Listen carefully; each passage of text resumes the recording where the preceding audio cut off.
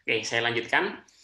Uh, Oke, selamat siang dan selamat datang kembali di kelas kita matrikulasi terkait pengenalan ke industri kreatif. Nah, hari ini kita akan memasuki di sesi ketiga, yakni terkait bagaimana peran dari industri kreatif itu sendiri dalam Making Indonesia 4.0 dan juga Society 5.0.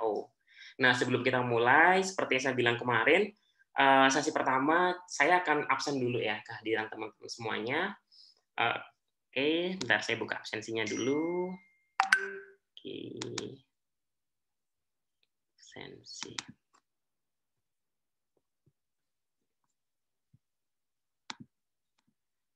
Akram, halo.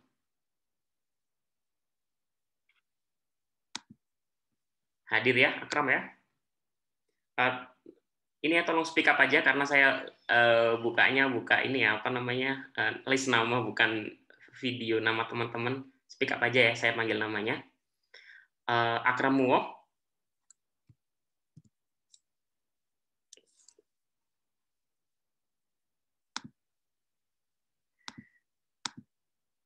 Aldi Nur Febrian.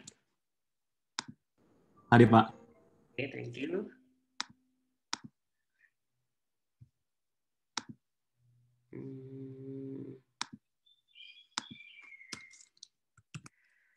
Atia Dwi Pinasti.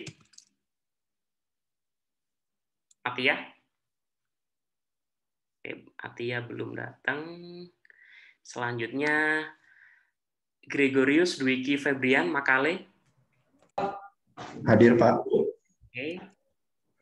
Selanjutnya Imam Budi Sumarna. Hadir, Pak. Oke, thank you. Selanjutnya Nuki Rizky Nuari. Nuki nggak hadir ya. Nuki kemarin juga nggak hadir. Oke. Kemudian Jafar Sodik. Hadir, Pak. Oke, thank you. Juan Peter Simangunso. Juan Peter.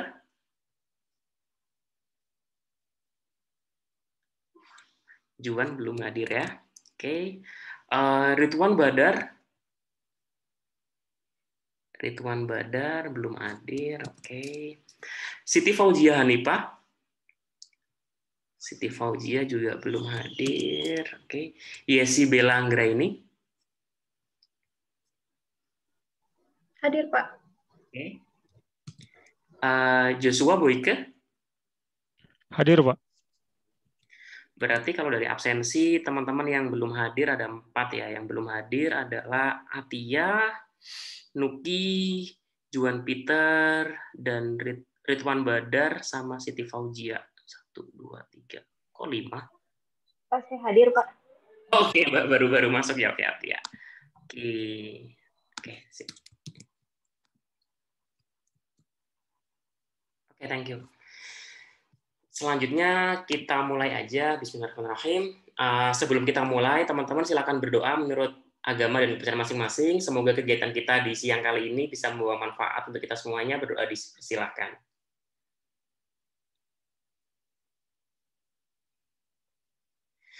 Oke, berdoa bisa dicukupkan. Oke, selamat siang kembali. Semoga teman-teman masih semangat ya.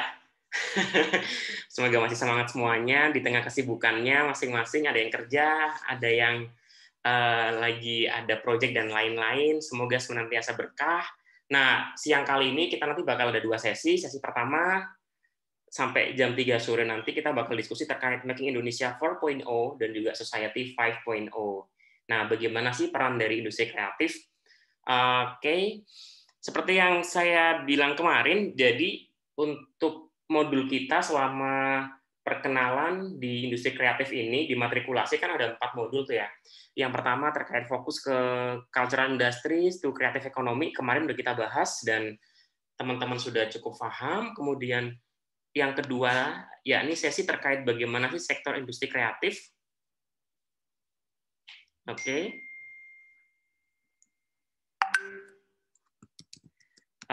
Kemudian siang ini nanti akan ada kita diskusi terkait Making Indonesia 4.0 dan Society 5.0. Kemudian nanti setelah istirahat asar nanti mungkin setengah 4-an kita nanti bakal diskusi terkait framework terkait kreatif industri, strateginya kayak gimana sih supaya industri kreatif di berbagai macam daerah, termasuk di negara-negara kita belajar nih, contohnya sudah ada seperti itu. Nah, sebelum kita mulai materi kita siang ini, saya mau recap dulu nih materi kuliah kemarin ya. Kita kemarin kan di sesi kedua kita diskusi terkait sektor di industri kreatif yang ada di Indonesia. Ada beberapa poin utama kemarin ya yang saya highlight. Ada 2 poin utama. Yang pertama terkait sirkulasi global dan kebijakan cultural itu di masing-masing negara itu punya level yang berbeda. Dan level yang berbeda itu nggak cuma hanya di internasional, tapi juga di tingkat nasional. Jangankan nasional, di tingkat lokal pun semuanya berbeda-beda. Kita bilang Bandung itu pasti berbeda dengan Surabaya. Kita ngomong Yogyakarta itu pasti kita beda dengan Aceh. Kemudian kita ngomongin Medan pasti jelas beda dengan Bali misalnya, karena setiap daerah, setiap negara itu mereka punya kebutuhan sendiri-sendiri. Seperti yang saya bilang kemarin, ada kebutuhan dan juga ada opportunity, ada peluang juga. Nah, karena adanya peluang dan juga kebutuhan yang berbeda-beda, maka setiap negara itu dan setiap daerah khususnya mereka punya hak untuk mengatur policy mereka, menyesuaikan industri kreatif sesuai dengan kebutuhan. Nah, hal-hal itulah kemarin sudah kita diskusikan yang sangat mempengaruhi dari pembagian klasifikasi dari sektor-sektor industri kreatif yang ada di tempat kita, seperti itu. Nah, kemudian poin yang kedua adalah terkait bagaimana sih pentingnya policy itu sendiri, kebijakan sebagai think tank dalam pembentukan ekonomi kreatif, mulai dari akademisi, kemudian ada orang-orang yang ada di public sector, pemegang kebijakan, yakni pemerintah, kemudian dari industri itu sendiri, semuanya punya peran dalam mewujudkan promosi dan juga pentingnya industri kreatif yang ada di sekitar kita. Kemarin contoh konkretnya kecil kita kemarin diskusi terkait ini ya, terkait di Bandung Creative Hubs ya, kemarin ya diskusi banyak, kita dapat masukan dari pemerintah seperti apa, kemudian dari pelaku ekonomi kreatif seperti apa, ternyata ada beberapa hal yang mungkin ada miskomunikasi, kemudian dari sana kita juga lihat betapa pentingnya untuk membuat ekosistem yang bagus itu harus ada koordinasi dan komunikasi antara itu masyarakat di bidang industri kreatifnya maupun pemerintah sebagai pemegang kebijakan. Itu adalah diskusi yang kemarin.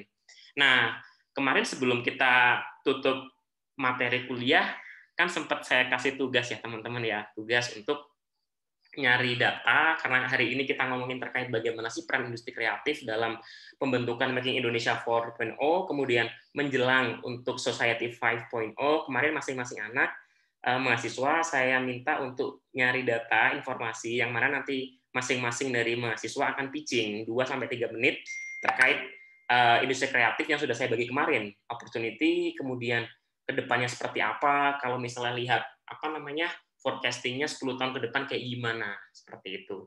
Nah, kemarin sekitar 10 atau 11 orang kalau nggak salah kemarin. Nah, kita mulai sekarang aja. Saya akan random untuk ini ada di layar sudah dilihat ya, ada kotak-kotak industri kreatif nih ya. Saya akan random mention aja, nanti yang saya tunjuk tolong nanti untuk pitching. Nggak usah lama-lama sih, 2-3 menit aja seperti itu. Yang pertama saya pengen dengar presentasi dari kuliner. Halo, kuliner? Iya, halo Pak. Okay. Jadi kemarin kan ada 3 pertanyaan ya terkait potensi, income-nya bagaimana, lalu 5-10 tahun ke depan bagaimana gitu kan? Oke. Ya, kalau dilihat dari potensi yang ada di Indonesia sendiri untuk kuliner itu cukup menjanjikan sih Pak, karena setiap daerah punya originalitasnya masing-masing, terus ya bisa mengangkat masing-masing daerah gitu. Dan di Indonesia sendiri kulinernya bisa dibilang cukup cukup meningkatkan pariwisata dalam negeri maupun luar negeri gitu. Jadi kalau misalnya dibahas tentang income-nya sendiri, setelah saya riset kecil gitu, tadi menemukan kalau ternyata bidang kuliner ini salah satu dari 3 PDB yang cukup besar sumbangannya kepada Indonesia gitu. Lalu untuk 5-10 tahun ke depan itu, kalau saya lihat-lihat nih Pak, di bidang kuliner sendiri itu masih kurang kurang diperhatikan oleh pemerintah karena terkait copyright, terkait hakinya gitu. Jadi ada kemungkinan kalau misalnya tidak diperhatikan lebih lanjut itu bakal ada terkait seperti tempe yang kemarin diklaim oleh Jepang itu sendiri gitu. Gitu Pak. Enough. Ya. Oke. Satu mahasiswa yang lain boleh untuk bertanya satu aja biar nggak terlalu panjang, satu aja pertanyaan untuk Mbak Yesi berarti ya. Oke. Salah satu mahasiswa silakan bertanya terkait kuliner. Pertanyaannya nggak harus serius-serius amat sih, bisa sesuatu yang simpel aja, nggak apa-apa. Saya pengen lihat keaktifan aja sih dari semua mahasiswa. Oke, ada yang mau bertanya terkait bisnis kuliner? Saya boleh? Boleh, ya silakan. Untuk Mbak Yesi. Oke, Badar, Mas Badar. Oke, Mas Ridwan Badar. Ya, Mbak Yesi, saya ingin bertanya bagaimana ada sedikit istilahnya apa ya? Saya lihat beberapa kejadian kemarin mungkin sebulan atau 2 bulan, bahkan mungkin dari tahun lalu, fenomena antara kolaborasi antara kuliner dan fashion. Kira-kira menurut pandangan Yesi bagaimana? Apakah itu menjadi sesuatu yang positif atau mungkin terdengar aneh? Kalau saya pribadi terdengarnya mungkin agak unik ya. Itu sih kalau dari saya. Antara kolaborasi seperti Dua Cafe bersama Fucking Rabbit, terus ada kalau di Bandung ada Sensei dengan SST itu Sentimental Secret Mood Theory, seperti itu. Kira-kira pandangan dari Yesi seperti apa? Terima kasih. Oke. Sendiri itu kolaborasi yang cukup unik karena dua-duanya itu untuk masyarakat Indonesia itu fashion sama kuliner itu benar-benar dari ini kayak besar sekali gitu perannya karena kalau dari fashion sendiri itu bisa untuk bergaya, untuk tampil, sedangkan untuk kuliner sendiri kan untuk mengisi kebutuhan primer sebenarnya, kebutuhan perut gitu kan. Ya, kolaborasi ini cukup unik sih, karena kebetulan yang saya temukan kemarin di income-nya sendiri itu, fashion dan kuliner ini menjadi 2 paling atas di penyumbang PDB terbanyak di Indonesia gitu. Itu Pak. Oke, thank you. Di sini kita tidak mencari benar salah dan ini ya saling tanya jawab lebih panjang karena cuma hanya sekedar pengen tahu aja dan keaktifan. Jadi kalau saya lihat dari Mbak Yesi tadi intinya adalah kalau ada kuliner ditambah dengan fashion itu dua-duanya adalah sektor yang mendapatkan income terbesar di Indonesia. Kalau dua-duanya digabung malah mungkin lebih powerful gitu kayaknya pendapat dari Mbak Yesi. Oke, thank you. Next, kemudian saya pengen dengar, karena tadi ngomongin fashion, saya pengen yang fashion deh. Siapa yang dapat fashion kemarin? Desain fashion? Saya, Pak. Oke, silakan. Ya. Oke, dari fashion sendiri sebenarnya udah dijelasin Mbak Bella, Mbak Yesi, tentang fashion itu salah satu paling tinggi ya, paling PDB yang ekonomi kreatif Indonesia yang paling atas lah. Salah satunya di Indonesia. Kan ada 3, ada kuliner, fashion, sama pria satunya. Nah, sedangkan fashion itu menurut data yang sudah saya peroleh, dia itu satu tahunnya itu kira-kira bisa sampai, udah dihitung dari 2017 itu kira-kira udah sampai 11.000 sekian juta US dollar. Dan itu salah satu yang menopang Indonesia untuk lebih maju dalam bidang kreatif, dalam fashion. Dan untuk kalau buat kedepannya sebenarnya fashion itu emang berpengaruh sih emang. Soalnya fashion itu tidak akan mati, Pak. Soalnya itu gaya hidup. Fashion itu gaya hidup dan tidak akan mati seperti musik. Karena di mana setiap tahun itu bakal terus berkembang dan terus berubah-berubah. Nah, untuk dari segi forecastingnya, menurutku itu mungkin 10 tahunnya itu bakal bakal lebih berkembang lagi produksinya, lebih meningkat. Soalnya dari fashion itu kayak batik lah misalnya. Batik itu kan sekarang itu udah terkenal di dunia lah istilahnya. Udah di negara-negara lain udah tahu. Kayak artis-artis juga sudah menyebarkan fashion mereka pakai batik gitu di luar negeri sana. Kayak siapa Jerome Pauline, Iqbal Ramadan di Australia kan mereka udah kayak menunjukkan ini loh fashion Indonesia, ini loh batik dari Indonesia. Nah, dari itu mungkin ke depannya 10 tahun ke depan itu fashion di Indonesia ya, Pak. Maksudnya fashion di Indonesia itu bakal meningkat dengan adanya batik, mungkin salah satu identiknya Indonesia dan itu um, ekonomi pemasaran dari batik pun itu terus meningkat setiap tahunnya. Saya udah lihat dari beberapa referensi juga, ternyata emang udah sekitar berapa persen gitu ya. Jadi batik itu udah mulai ekspansi ke seluruh dunia. Ada berapa cabangnya juga udah ada di dunia. Mungkin itu aja. Oke, thank you untuk reviewnya terkait fashion. Satu pertanyaan dari mahasiswa yang lain. Silahkan yang mau bertanya sama Mas Dwiki.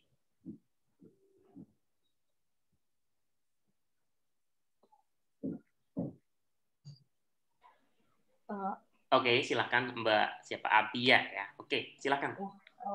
Mas Dwiki mau nanya, tren fashion nanti 5-10 tahun lagi ada ditetapkan nggak sih? Kayak misalkan kita bakal condong ke negara apa gitu. Karena kan selama ini yang saya tahu banyak yang kalau fashion itu yang terkenal kan Itali atau gimana gitu. Dan desainer mereka kan ya jadi bukan acuan sih, referensi lah buat para desainer. Nah, nanti ke depannya apakah sudah ada yang menentukan atau riset atau apa yang menyatakan oh kita akan ngikutin tren dari suatu negara ini atau apa gitu. Paling itu aja. Terima kasih Pak. Oke, thank you Mbak Tia. Oke, terima kasih. Ya, ini sangat sulit juga untuk dijelaskan soalnya. Soalnya dari datanya juga saya belum dapat juga sih kalau masalah negara mau menggunakan fashion dari Indonesia lah misalnya. Itu saya juga belum dapat, tapi dari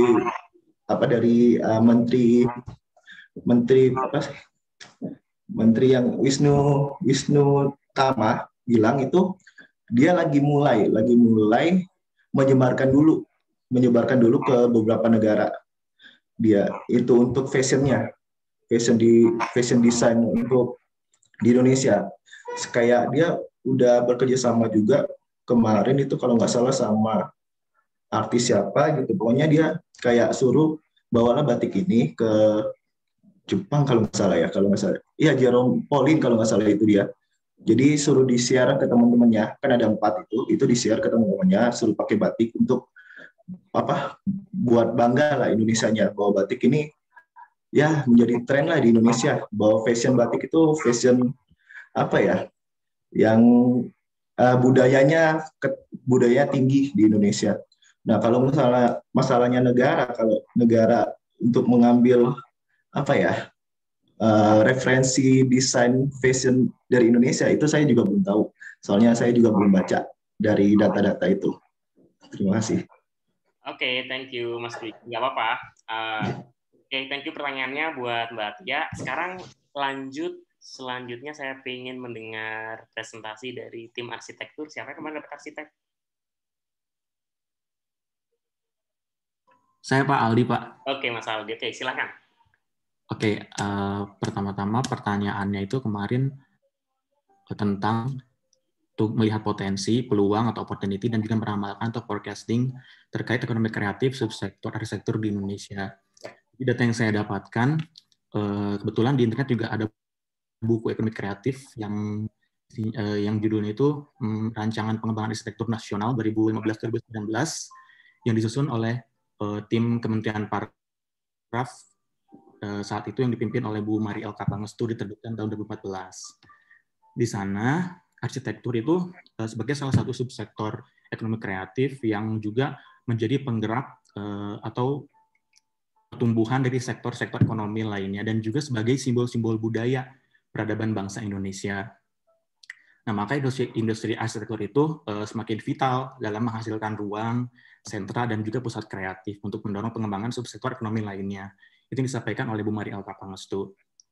Selain itu juga arsitektur merupakan bidang multidisiplin yang bertujuan menghasilkan ruang dan juga lingkungan binaan. Nah, itu tuh secara fungsinya juga arsitektur itu memberikan kenyamanan, keamanan, dan keselamatan. Tetapi juga ada cara estetikanya yang memberikan inspirasi bagi manusia di lingkungannya gitu. Nah, terus berdasarkan data yang diperoleh bahwa di tahun 2010-2013 itu pertumbuhan ekonomi industri di arsitektur itu tinggi sebesar 7,5%. Dibandingkan rata-rata lainnya di pertumbuhan industri kreatif itu cuma 5%. Sementara dan juga bahkan rata-rata pertumbuhan ekonomi nasional itu 6,1 dan arsitektur ada di atasnya yaitu 7,5. Tetapi juga nggak semulus itu karena banyak sekali tantangan-tantangan dari dunia arsitektur khususnya di Indonesia. Yang dikutip dari datanya saya melihat ada tentang kelembagaannya dan juga SDM kreatifnya yang kurang. Selain itu juga ketersediaan bahan baku, industri, pembiayaan gitu dan lain sebagainya. Dengan demikian industri arsitektur itu secara keseluruhan nilainya hanya 4,8 dari skala 1 sampai 10. Nah, lalu upaya-upaya apa yang dilakukan itu ada tentang pemetaan ekosistem arsitektur dan juga peta industri arsitektur, daya saing dan juga identifikasi potensi. Jadi diharapkan ada pemerataan ke depannya gitu dari industri arsitektur ini supaya ya nanti ada pasarnya juga gitu kasarnya. Nah, terakhir melihat forecasting setahun 2 tahun ke depannya forecastingnya meramalkan gitu ya. 10 tahun. Sebetulnya yang tadi disampaikan juga sudah hampir jelas bahwa arsitektur merupakan identitas gitu ya atau enggak sebagai simbol-simbol budaya dari suatu tempat gitu. Bagaimana itu dibikin jadi sebuah bangunan gitu yang punya nilai lebih gitu. Nah, harapannya ke depannya sebetulnya adalah dapat menjadi informasi budaya gitu yang nanti bisa jadi arsitektur Indonesia ke depannya bisa ada di negara-negara lain yang juga menjadi bentuk diplomasi budaya ke depannya sehingga budaya Indonesia pada akhirnya simbol-simbol Indonesia pun atau budaya-budaya Indonesia bisa terekspansi lebih jauh. Kira-kira gitu, Pak. Oke, thank you Mas Aldi. Satu pertanyaan dari Mas Pak yang lain terkait arsitektur. Siapa aja boleh bertanya.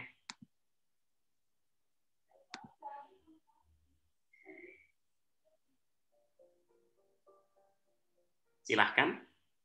Satu pertanyaan terkait industri arsitektur.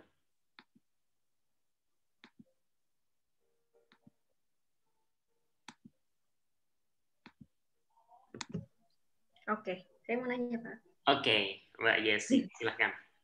Iya, kalau arus arsitektur sendiri, kan kalau di Indonesia itu lagi gimana ya, lagi digemarinya itu arsitek yang model bergaya gimana, minimalis, simple, gitu. Itu kalau misalnya digabungkan dengan budayanya dari Indonesia, kira-kira bakal oke nggak sih ke depannya? Gitu. Ya, terima kasih pertanyaannya, Teh Yesi. Kalau menurut pandangan saya pribadi ini sebetulnya ya, ketika memang ada budaya modern dari segi arsitektur gitu, dan juga digabungkan dengan kebudayaan bawaan dari kita, itu misalkan contohnya ya, kalau misalkan Teh Yesi teh orang mana? Orang Bandung bukan ya? Kalau misalkan saya orang Bandung, Jogja. bukan ya? Jadi kalau misalkan di Bandung itu ada di mallnya TSM namanya. Di sana juga modern sekali, tapi juga tetap menghadirkan budaya-budaya Indonesia seperti ada pattern-pattern yang dibuat sangat glamour gitu di dindingnya gitu. Jadi kombinasi antara kebudayaan dan modernisasinya itu bisa sangat melekat dan itu menjadi nilai jual lebih gitu. Jadi di satu sisi itu modern, satu sisi lagi tapi tetap mengangkat budaya dari di mana tradisi itu berasal gitu kira-kira. Jadi menurut saya itu kolaborasi yang sangat bagus dan kedepannya kalau memang itu bisa jadi dilihat banyak orang gitu, pada akhirnya nanti itu akan jadi sebuah tren juga kedepannya di dunia arsitektur khususnya di Indonesia ataupun di dunia gitu. Itu paling.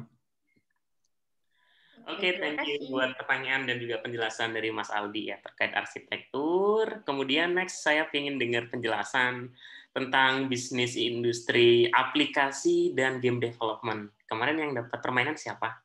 Aplikasi. Siap saya, Pak. Oke, Akram. Mas Akram, silakan. Ya, terima kasih atas kesempatannya. Ya, dari 3 poin yang kemarin yaitu ada potensi, opportunity, dan bagaimana nanti ke depannya, 5-7 tahun ke depan. Nah, untuk yang pertama mungkin potensinya industri kreatif dalam subsektor game dan aplikasi, ya mungkin sangat berpotensi ya, karena dari data 2017, pengembangan aplikasi dan game berkontribusi 1,93% terhadap produk domestik bruto ekonomi kreatif Indonesia senilai 19.115,1 miliar dan menggarap tenaga kerja sebesar 44.733 tenaga kerja. Dan Bekraf sendiri juga memperkirakan potensi pasar industri game di Indonesia di tahun 2021 bisa mencapai 1,82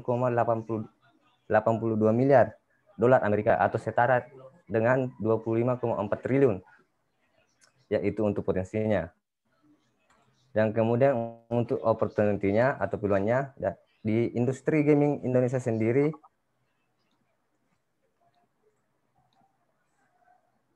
dari data ISPL, industri game di Indonesia semakin diakui eksistensinya karena Indonesia berada di peringkat 12 pasar gaming di dunia dan pemain aktif sendiri di Indonesia yaitu ada 62,1 juta orang. Ya. Dan di Indonesia sendiri mempunyai pengembang game yang terkenal yang mungkin berasal dari Kota Bandung ya Pak. Mungkin nama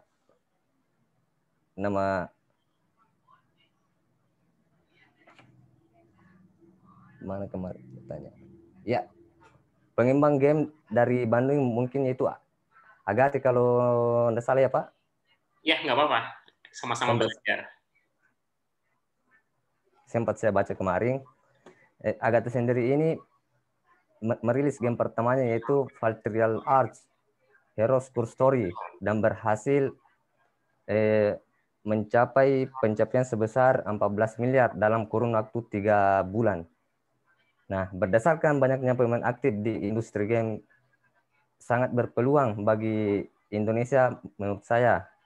Karena gamer di Indonesia pasti akan terus meningkat. Itu menurut saya. Dan forecastingnya menurut saya dari beberapa data tersebut di atas mungkin Indonesia sangat berpotensi untuk mengembangkan dan bersaing di lingkup pasar skala internasional, Pak. Mungkin itu dari saya. Sekian dan terima kasih. Oke, thank you Mas Akram. Dari Mas Pak yang lain, tolong satu orang untuk bertanya tentang game dan aplikasi.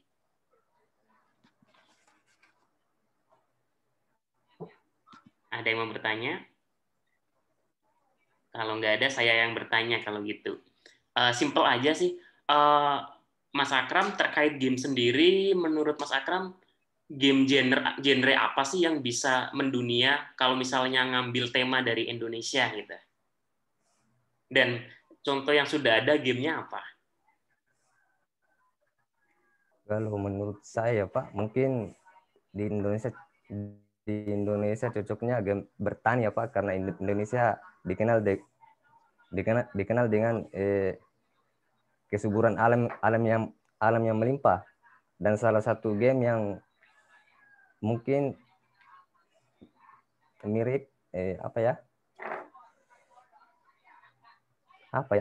nama game yang kemarin. Oke, nggak apa-apa. Game anu Pak? Menurut Mas Akram ya, game bertani ya berarti ya? Ya, game bertani, betul Pak. Game simulasi berarti ya? Simulasi, betul. Oke, thank you Mas Akram. Siap, Kemudian kasih, Pak. Next selanjutnya saya pengen dengar dari desain produk. Kemarin siapa yang dapat desain produk? Oke, Mbak Atia, silahkan. Ya, Assalamualaikum warahmatullahi wabarakatuh. Waalaikumsalam. Desain produk itu sendiri adalah perencanaan atau perencanaan suatu benda agar memiliki nilai lebih, entah itu dari fungsinya yang lebih efektif ataupun tampilan yang lebih indah. Nah, potensinya di Indonesia itu seperti apa? Sangat besar, apalagi sekarang sejak adanya industri 5.0 yang diresmikan 21 Januari 2019. Nah, di sini industri 5.0 ini menjadi sebuah solusi, atau dia itu adalah pelengkap dari 5.0. Nah, di mana hasil dari memberdayakan teknologi dan sentuhan unik manusia untuk mewujudkan dorongan pasar di mana masa yang akan datang dan untuk menginspeksikan diri mereka. Itu data yang saya dapatkan. Dan peluangnya, opportunity-nya apa sih, peluangnya apa sih untuk di Indonesia? Itu sangat banyak sekali, ditambah lagi adanya program-program dari pemerintah yang untuk mendukung industri kreatif di Indonesia, dan semua perusahaan berlomba-lomba untuk membuat ciri khas masing-masing dari setiap produk tersebut. Makanya pemerintah juga sedang meningkatkan perekonomian dengan menggandeng para pelaku UMKM. Nah, gimana sih cara 5-10 tahun ke depan? Semakin berkembangnya teknologi untuk mendukung revolusi industri 5.0, desain produk akan lebih unggul sampai 5-10 tahun ke depan. Karena pada dasarnya untuk menciptakan teknologi atau non-teknologi, konsep akan divisualisasi menjadi sebuah identitas. Jadi produk atau jasa yang dibuat atas keterlibatan manusia dan teknologi, itu nanti ke depannya desain produk masih tetap unggul. Paling sekian dari saya.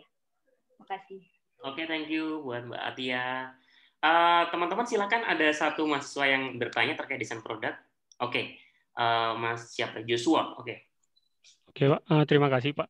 Jadi yang mau saya tanyakan itu, selama pandemi ini kan industri seperti desain produk kan pastinya banyak menghasilkan sebuah produk yang untuk mengatasi penyebaran pandemi, seperti contohnya hand sanitizer otomatis, pintu otomatis. Jadi kebanyakan produk itu dibuat otomatis. Belum lagi seperti produk-produk seperti face shield dan lain sebagainya sangat berkembang saat pandemi ini. Nah, yang mau saya tanya itu, setelah pandemi ini selesai, bagaimana produk-produk yang dihasilkan selama proses pandemi ini? Apakah tetap eksis ke depannya?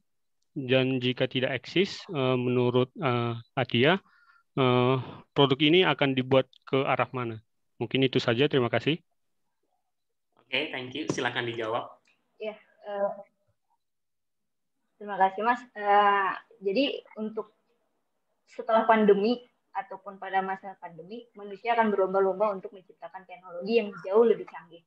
Dan kenapa dibuat sekarang lebih canggih? Karena kayak contohnya tadi hand sanitizer itu tuh untuk mengurangi manusia berinteraksi dengan makanya dibuatnya lebih otomatis, tidak menyentuh atau apa gitu. Jadi pada dasarnya ya itu tadi sebagai tujuan dari revolusi industri 5.0, dia itu tujuannya adalah kesenjangan pada manusia. Jadi meminimalisir adanya kesenjangan pada manusia. Oleh karena itu teknologi akan dibuat lebih canggih lagi, lebih canggih. Setelah atau pada masa pandemi, teknologi itu akan tetap ada. Jadi intinya adalah tetap ada dan akan lebih canggih. Manusia akan berlomba-lomba untuk membuat teknologi yang lebih canggih seperti artificial intelligence atau apa gitu, AR atau apa. Jadi produk-produk tersebut ya lebih ke mengarah teknologi. Paling sekian dari saya. Oke, thank you. Berarti menurut Mbak Tia emang fokus produknya nanti ke depan tetap yang fokus ke teknologi dan AI seperti itu. Thank you. Next, saya ingin dengar dari yang kemarin dapat seni pertunjukan, siapa ya? Seni pertunjukan? saya Pak Jafar. Oke, Mas Jafar. Oke, silahkan presents. Oke, baik. Assalamualaikum warahmatullahi wabarakatuh. Waalaikumsalam. Selamat siang semuanya. Di sini saya akan coba untuk menyampaikan ya, ada beberapa poin terkait seni pertunjukan. Yang pertama, dari segi potensi terlebih dahulu. Yang saya cari-cari ya, atau yang kita pun tahu sebetulnya ya, di mana Indonesia ini memiliki budaya yang beraneka ragam. Nah, ini menjadi salah satu potensi yang dimiliki Indonesia dalam seni pertunjukan. Di sisi lain, ada potensi lain di sini. Saya mendapatkan info bahwa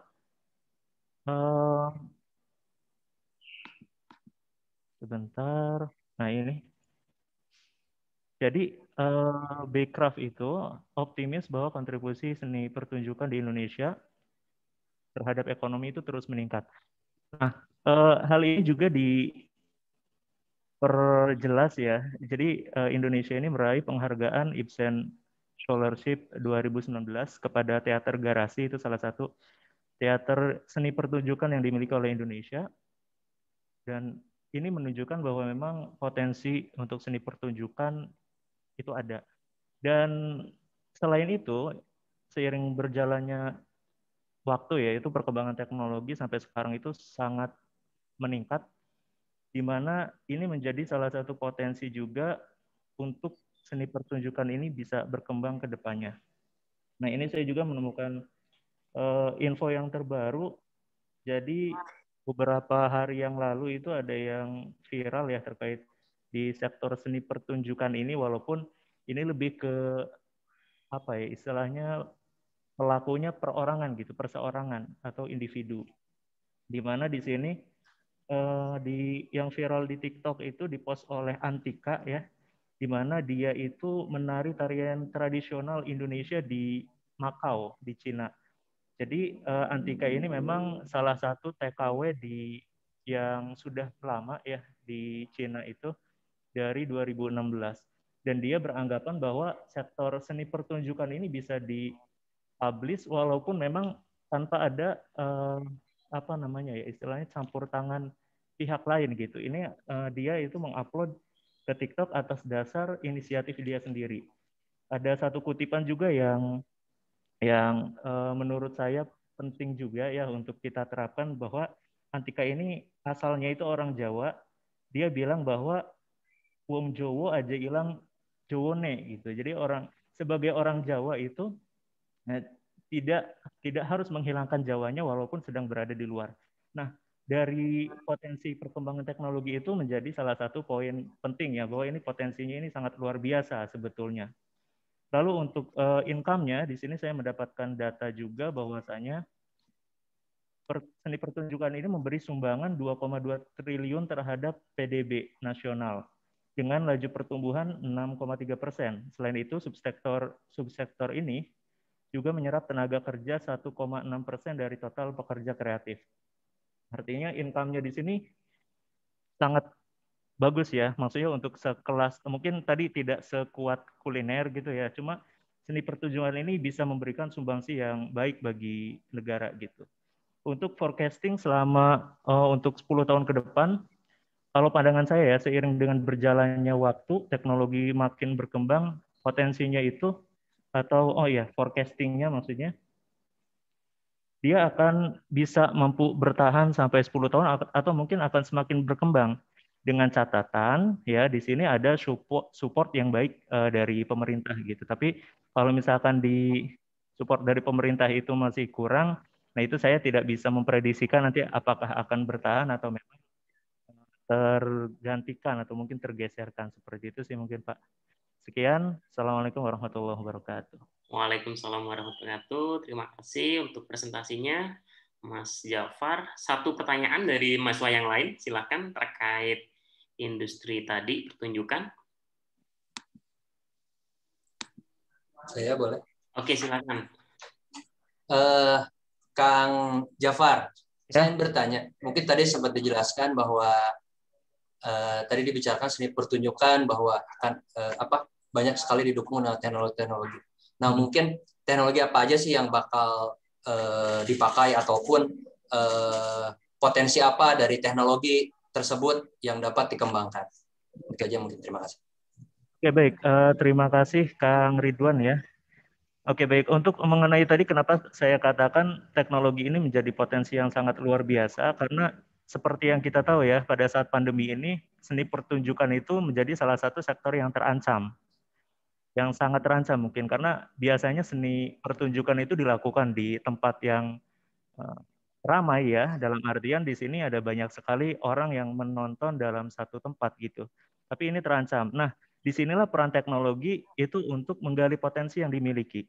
Salah satu contohnya, kemarin saya sempat menemukan informasi bahwa sudah mulai dilaksanakan itu virtual expo, artinya pertunjukan yang biasanya dilakukan di dalam suatu ruangan yang orang berkumpul secara langsung, ini dilakukan secara virtual dan itu memang dibuat berbasis daring, ya, berbasis daring.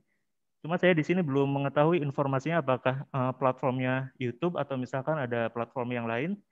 Yang jelas di sini sudah dibuat direncanakan untuk virtual expo dan mungkin untuk kedepannya ini akan lebih mendominasi ya. Kalau misalkan memang kondisinya masih seperti ini ataupun untuk kedepannya, karena yang namanya media daring ini jangkauannya itu jauh lebih luas sebetulnya. Artinya tidak hanya kita merangkul atau mencakup orang di suatu negara, melainkan bisa di berbagai negara karena platform virtual itu. Dan lagi untuk yang masalah tadi, kita juga tahu ya media YouTube terus yang Facebook bahkan sekarang udah bisa dimonetize, udah banyak, dan TikTok yang lain mungkin nanti akan muncul platform yang lain gitu ya, yang memang bisa mendukung salah satunya untuk di seni pertunjukan. Dan yang menurut saya ini ya, yang saya prediksikan ini tentu akan berlaku di kalangan milenial sebetulnya, karena orang-orang yang sudah berumur mungkin untuk teknologi ini agak kurang ikut update-nya, itu masih kurang ya. Mungkin itu sih. Kang Ridwan, bagaimana? Oke ya, terima kasih. Itu saja. Thank you Mas Jafar dan juga Mas Ridwan. Saya juga mau sharing. Saya tahun kemarin akhir tahun sempat ikut juga expo pertunjukan. Kebetulan walaupun saya aslinya Jawa dan sekarang tinggal di Bandung juga, saya juga kayak merasa Sumatera juga karena pernah tinggal di Palembang ceritanya. Jadi kayak ketika ada expo, kemarin ada dari Palembang Art Council, mereka bikin kayak semacam expo online juga, jadi ada yang di breakout room-nya, ada yang fokus ke seni pertunjukan, ada yang ke musik, ada yang seni tari dan lain-lain, dan ya lumayan banyak minatnya dan menarik lah, unik. Oke, thank you. Berikutnya saya ingin mendengarkan dari musik. Baik Pak, terima kasih. Jadi saya akan mungkin menjelaskan sedikit mengenai potensi, opportunity, sama forecasting untuk sektor musik. Untuk musik sendiri, musik itu adalah kegiatan ataupun jenis usaha di bidang kreatif yang berkaitan dengan pendidikan, kreasi, rekaman, promosi, distribusi, penjualan, dan pertunjukan karya seni. Di Indonesia sendiri, untuk sektor musik, menurut saya cukup menjanjikan, melihat potensi pasarnya yang cukup besar. Indonesia memiliki jumlah penduduk 270,6 juta, yang artinya negara Indonesia ini adalah market pasar yang cukup besar. Yang kedua itu dilihat dari potensi kekayaan alam dan budaya yang dapat digunakan sebagai sumber inspirasi kreatif. Indonesia memiliki kekayaan alam, baik flora dan fauna yang cukup beragam. Kemudian budaya yang sangat beragam, di mana setiap provinsi pasti memiliki suku, bahasa, dan budaya yang berbeda-beda. Belum lagi lagu daerah, setiap daerah itu juga beragam-ragam. Artinya kekayaan alam dan budaya ini dapat dijadikan sebagai sumber inspirasi kreatif bagi pelaku usaha industri musik. Kemudian saya juga melihat dari potensi perkembangan teknologi informasi dan komunikasi. Di mana jika kita lihat sekarang itu perkembangan teknologi informasi dan komunikasi sudah semakin maju.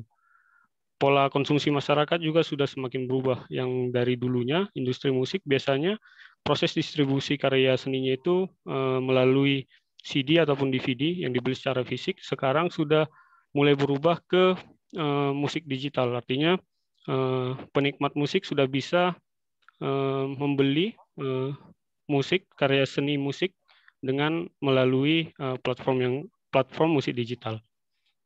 Nah, tetapi potensi yang besar itu tentunya di masa pandemi sekarang itu pastinya akan sangat sulit dari pihak pelaku industrinya ke konsumen akhirnya. Karena seperti kita tahu sendiri selama pandemi ini banyak kontak fisik secara langsung yang dibatasi. Nah, tetapi dari situ kita bisa lihat beberapa peluang. Peluangnya itu adalah dari sisi musik digital, di mana perkembangan teknologi informasi seperti yang sudah saya sebutkan tadi, yang sudah semakin pesat,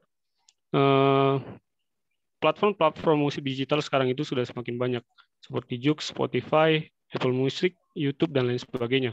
Ini dapat dimanfaatkan sebagai pelaku industri musik, sebagai sarana mereka dalam penyaluran seni musik mereka, karya seni musik mereka. Kemudian, untuk forecastingnya sendiri, melihat adanya pandemi ini, tentunya para pelaku musik akan semakin didorong dalam penyaluran karya seni musik mereka melalui platform digital. Artinya, akan membuat semakin banyak pembajakan produk industri musik ke depannya. Karena produknya dibuat dalam bentuk digital, tentunya sangat mudah jika dibuat bajakannya. Melihat beberapa regulasi dari pemerintah yang masih belum baik dalam mensosialisasikan hak-hak yang seharusnya didapatkan para pemegang hak cipta. Tetapi dari segi positifnya, untuk forecasting ke depan, para pelaku industri tersebut jadi punya insentif tambahan. Karena kan semakin banyak platformnya, mereka bisa menyalurkan karya seni mereka ke banyak platform. Artinya akan berpengaruh juga ke pendapatan mereka yang semakin banyak sumbernya. Mungkin itu saja, Pak. Terima kasih. Oke, thank you untuk presentasinya, Mas Joshua. Satu pertanyaan dari mahasiswa yang lain. Satu orang.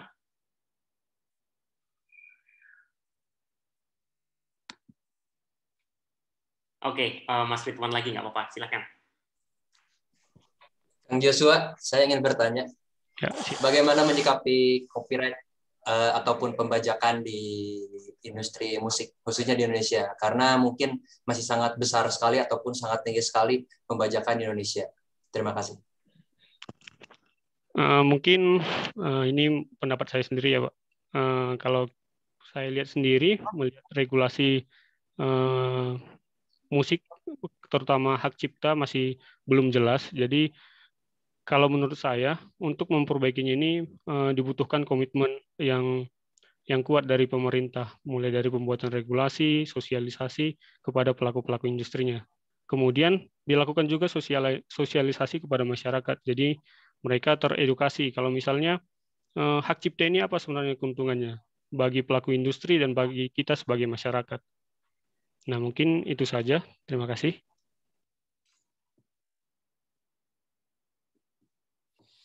Oke, kemudian sekarang yang terakhir dari interior ya. Desain interior, silahkan.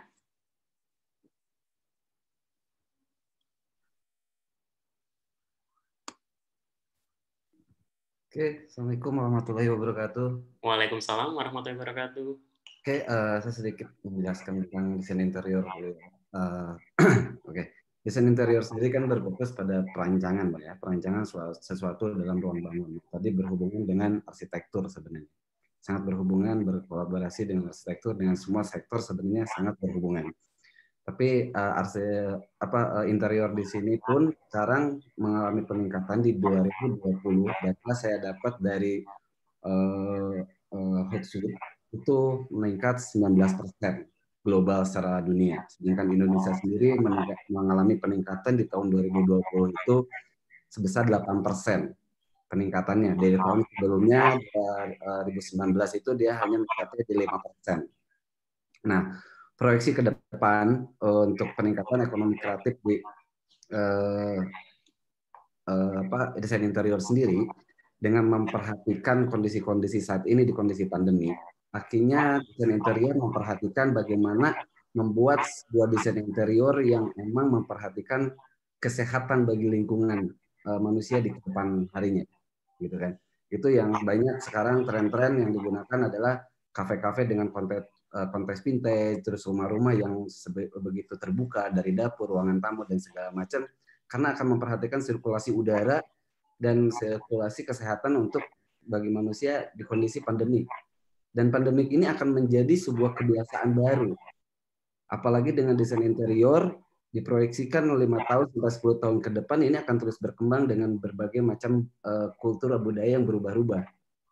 Jadi ini akan lebih diperhatikan lagi. Contohnya ya di 2020 ini, 2019, 2020 kondisi pandemik, mereka membuat perancangan atau membuat desain yang bagaimana memperhatikan kesehatan, bagaimana sirkulasi kesehatannya yang emang digali secara desain dan kreativitas yang mereka buat.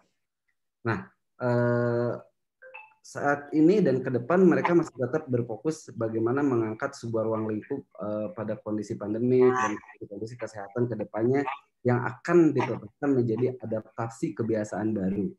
Karena melihat faktor manusia dan kebudayaan di Indonesia itu kalau udah A ya A, gitu kan. Kalau udah terbiasa sama pemerintah, contoh kita bilang Aqua pun pasti datangnya RON 88 karena bilangnya tetap Aqua. Itu udah kebiasaan orang Indonesia gitu kan. Saat dibilang AKB, bukan anak baru gede atau apa, tapi adaptasi kebiasaan baru ini akan menjadi mendarah daging di mata masyarakat yang akan kita akhirnya dengan interior, dengan desain yang begitu epicnya, ya akhirnya akan terbiasa seperti itu. Ditambah dengan pembangunan ekonomi di Indonesia dan khususnya di dunia, lahan Indonesia masih banyak, perkembangan pertumbuhan perumahan dan pembangunan di Indonesia pun makin meningkat sekitar 45% untuk 2020 kemarin. Interior dan arsitektur itu meningkat sangat signifikan. Itu mungkin, Pak. Silakan. Oke, thank you, Mas Imam. Silakan satu orang mahasiswa untuk bertanya terkait interior.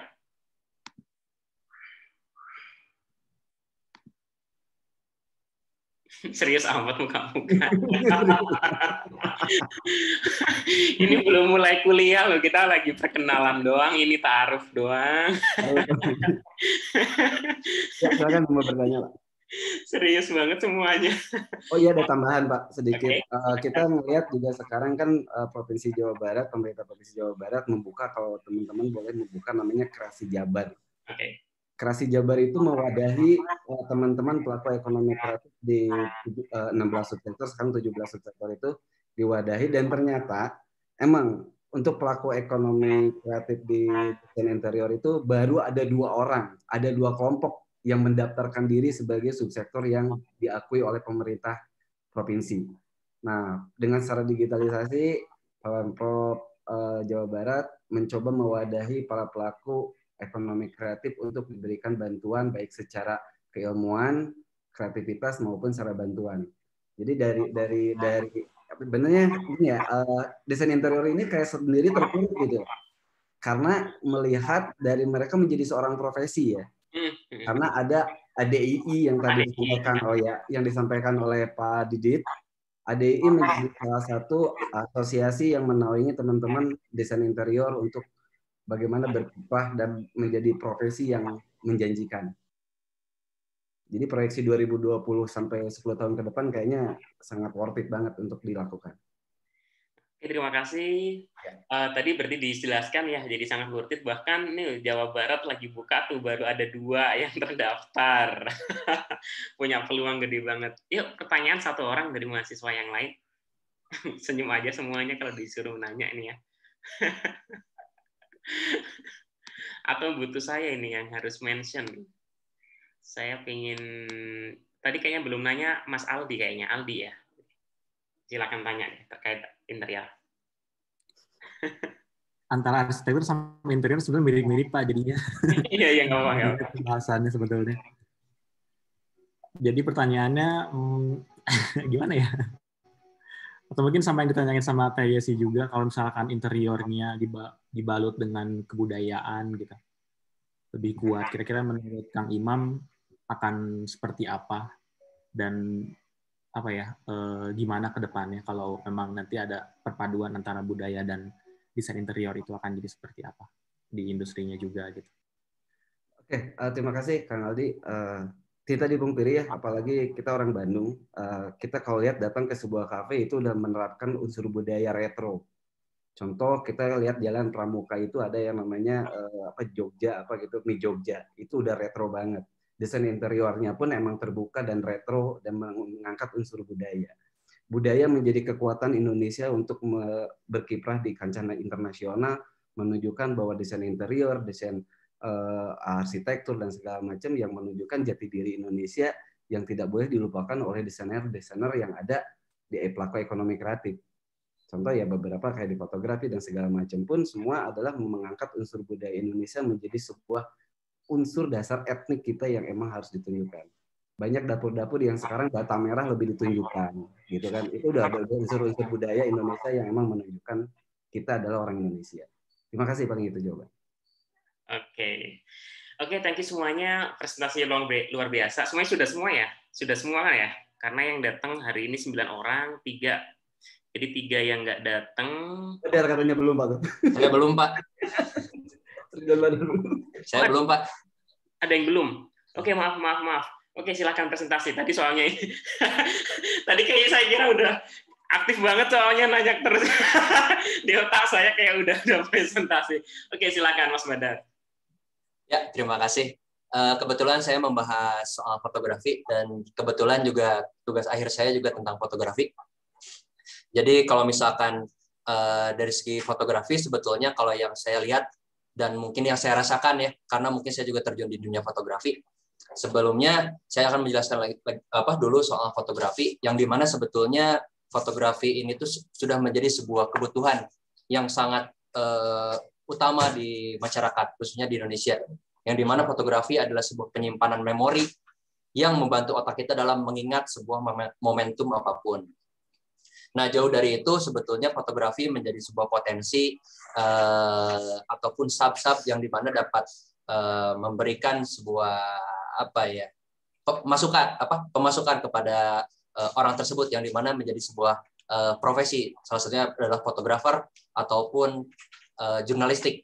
Nah, di beberapa sektor fotografi ini tuh sebetulnya ada beberapa sub ya.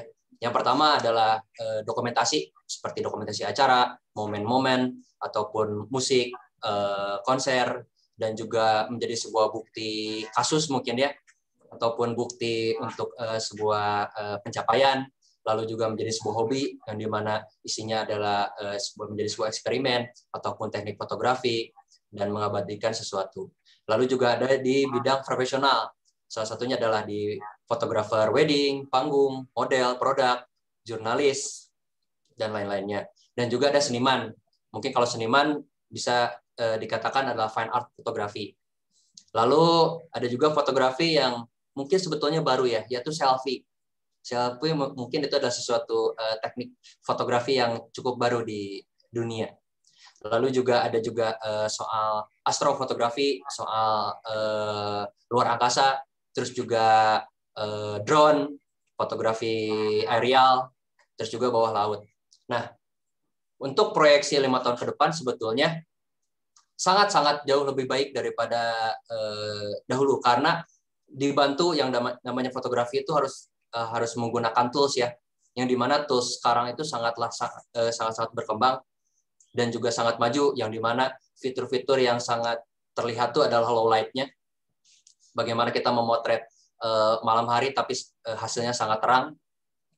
Lalu juga kalau di saat pandemi seperti ini adalah industri foto itu sangatlah maju ya, khususnya adalah foto produk, baik itu indoor ataupun outdoor. Dan juga wedding fotografi, iklan, dan lain-lain. Nah, dari ada satu hal yang sangat menarik adalah itu mungkin baru-baru ya, yaitu ada fotografer pribadi, yang dimana banyak sekali orang-orang pribadi untuk menyewa fotografer untuk mengabadikan dia sendiri, seperti ketika jalan-jalan ataupun saat momen-momen ketika lahiran ataupun momen yang lain. Nah, ada sedikit kelemahan di industri fotografi ini, yaitu adalah industri yang semakin besar dan pemainnya pun semakin banyak, maka banyak sekali persaingan yang tidak sehat, yaitu adalah permainan harga. Akibatnya adalah ketidaksehatan dari industri ini. Karena dari segi harga, mungkin dari segi tools sangat bisa diakali ya, tapi dari segi harga mungkin sedikit sulit. Namun banyak juga masyarakat yang sudah aware terhadap fotografi. Salah satunya adalah ketika dia memilih seorang fotografer yang memang bagus, ya dia juga harus membayar dengan harga yang cukup bagus. Oke. Lalu dari segi teknologi, nah ini ada beberapa teknologi yang mungkin secara tidak disadari kita sudah menggunakannya. Salah satunya adalah AR, augmented reality, yang sudah ditanamkan di Instagram. Mungkin teman-teman tahu filter Instagram. Nah, itu tuh bagian dari salah satu AR atau augmented reality. Nah, ada juga pendukung-pendukung dari fotografi itu sendiri adalah mungkin kalau teman-teman tahu seperti di iPhone ada yang namanya sensor laser ya atau LiDAR, itu menjadi sebuah faktor pendukung dari fotografi itu sendiri. Lalu juga ada giroskop, terus juga dari teknologi yang lain, kalau teman-teman suka Star Wars ataupun Star Wars khususnya yang Mandalorian, itu sudah menggunakan yang namanya XR ataupun extended reality. Bagaimana kita dapat membuat sebuah studio yang di dalamnya adalah informannya bisa di hutan ataupun di luar angkasa tanpa kita harus ke luar. Jadi itu salah satu teknologi yang bisa digunakan dan dari segi harga pun tidak terlalu besar. Terima kasih banyak. Oke, thank you Mas Badar. Satu pertanyaan dari teman-teman yang lain. Oke, Mas Imam. Oke, silakan. Kang Badar, saya mau nanya sedikit aja, yang membedakan antara profesional dan non-profesional, dan bagaimana menentukan harga fotografi itu sendiri. Gitu. Karena saya sendiri adalah pelaku fotografi dan saya ada di Asosiasi Profesi Fotografi Indonesia. Jadi ini kemarin ada kasus adalah ada foto sepuasnya bayar seikhlasnya yang lagi kita angkat di kementerian, Pak. Gitu kan. Lagi kita angkat di kementerian, di Kemenekrat, bahwa ada jadi ini biar saya juga ada kasus itu di Depok bahwa foto sepuasnya bayar seikhlasnya, dan saya komunikasi langsung dengan mereka. Jadi antara profesional dan amatir ini ya agak bingung membedakan. Jadi pandangan Kang Badar sendiri sebagai pelaku fotografi juga, peran asosiasi pun kadang-kadang tidak diperhatikan gitu ya, sebagai orang yang mengeluarkan sertifikasi fotografi secara profesional. Terima kasih Kang. Coba. Baik, terima kasih Kang Imam, dan juga salam juga kepada asosiasinya. Saya kebetulan kenal sama Kang Andang Iskandar. Nah, kalau misalkan sebetulnya simpelnya kalau yang saya tahu adalah yang membedakan profesi dan tidak adalah dibayar dan tidak dibayar. Itu sih mungkin simpelnya kalau yang saya tahu. Dan mungkin ada beberapa teman fotografi di lingkungan. Mungkin itu. Nah, lalu dari segi sertifikasi. Nah, sebetulnya kalau misalkan mungkin kalau dari segi profesional dan tidak adalah mungkin kalau simpelnya ada dibayar dan tidak dibayar. Nah, mungkin yang harus dikomunikasikan kepada masyarakat adalah sertifikasi ya. Karena mungkin sertifikasi adalah salah satu administrasi yang dimana para fotografer ini diakui oleh khususnya pemerintah, yang dimana kalau kasarnya tuh kalau dari guru tuh ya sertifikasi adalah sertifikasi profesi ya. Jadi itu adalah pembelajaran kepada masyarakat agar si masyarakat ini pun menghargai profesi sebagai fotografer, yang dimana effortnya juga sangat besar. Jadi terima kasih.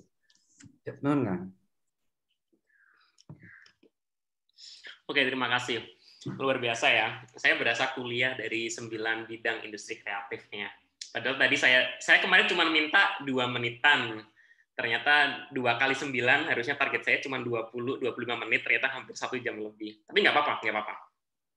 Saya senang malahan, karena berarti teman-teman sangat menikmati untuk sharing terkait knowledge dan juga informasi apa yang kalian dapatkan di bidang industri kreatif sesuai dengan pembagiannya masing-masing. Nggak apa-apa, saya senang.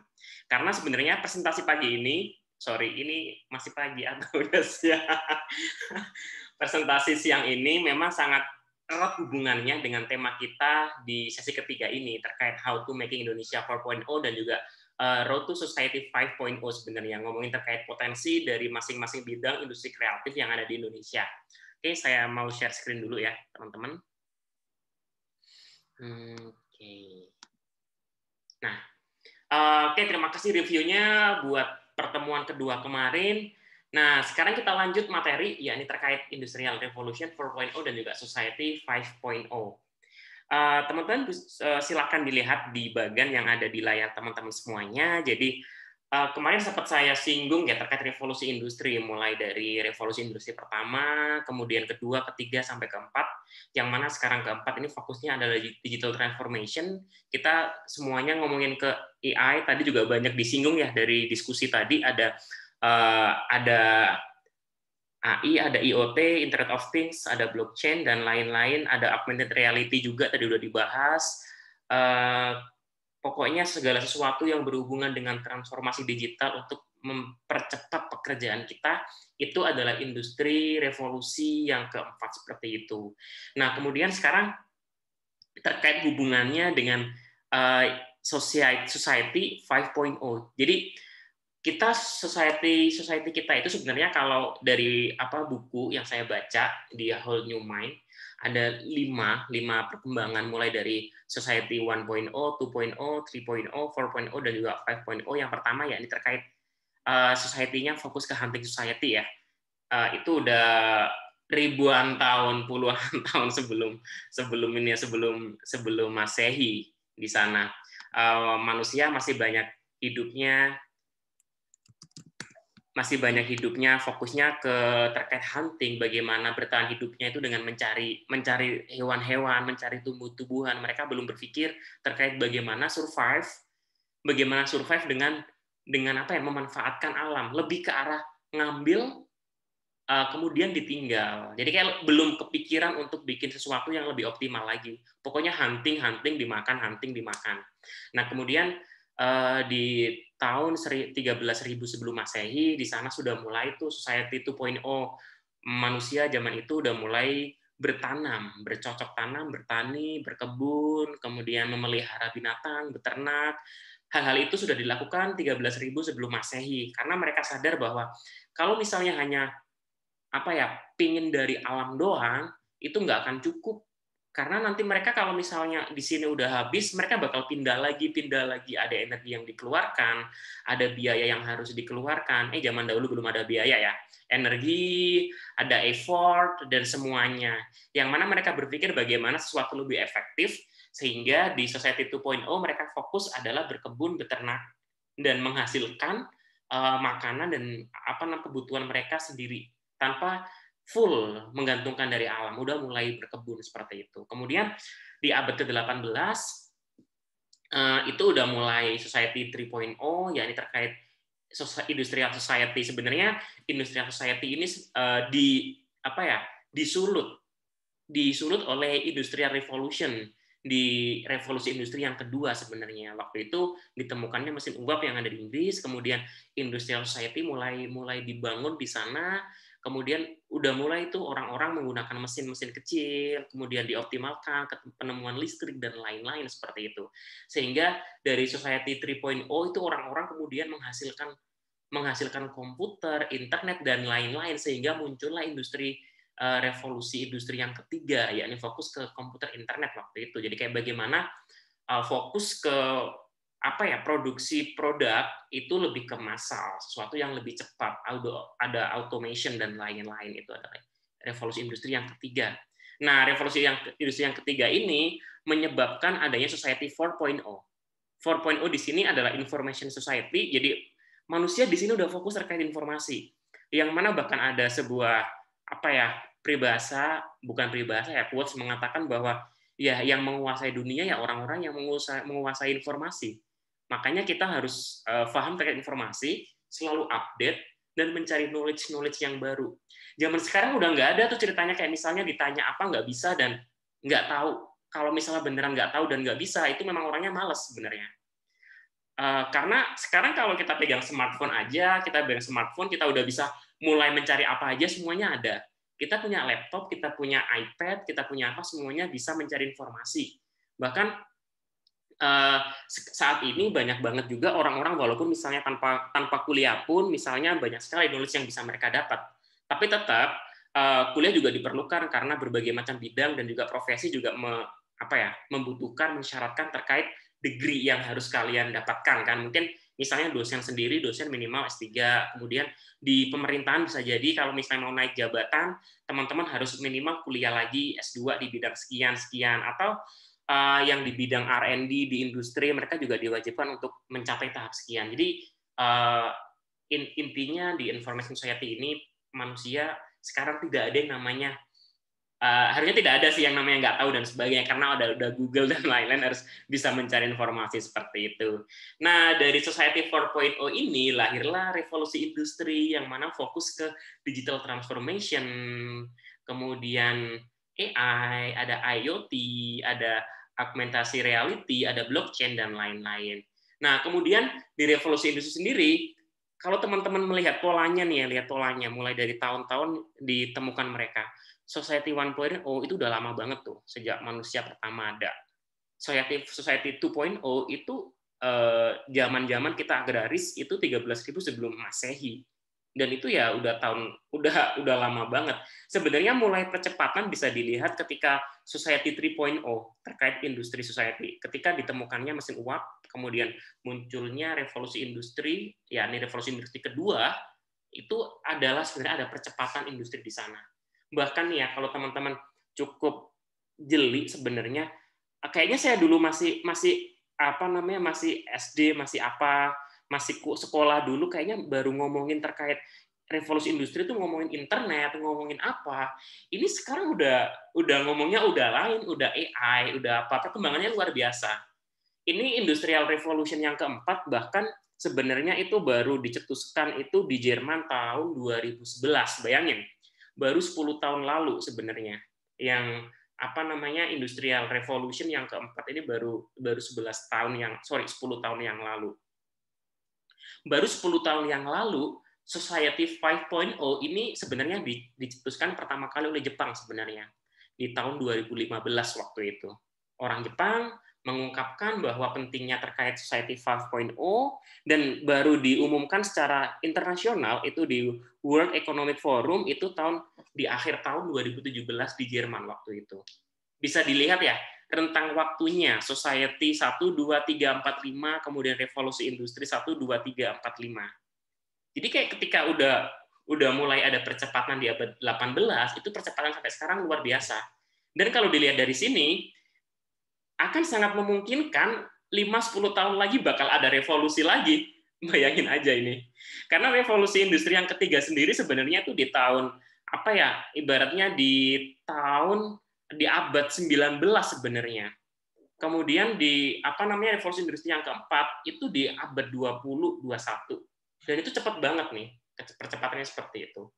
Nah, sebelum kita mulai diskusi lebih panjang terkait fokusan dari industrial revolution dengan society 1 sampai 5, kita akan coba diskusi dulu terkait ini, industrial revolution 4.0 sama society 5.0. Nah, di sini saya pengen menggarisbawahi ini adalah pilar-pilar fokus utama dari masing-masingnya. Revolusi industri 4.0 itu fokusnya ada 6, teman-teman.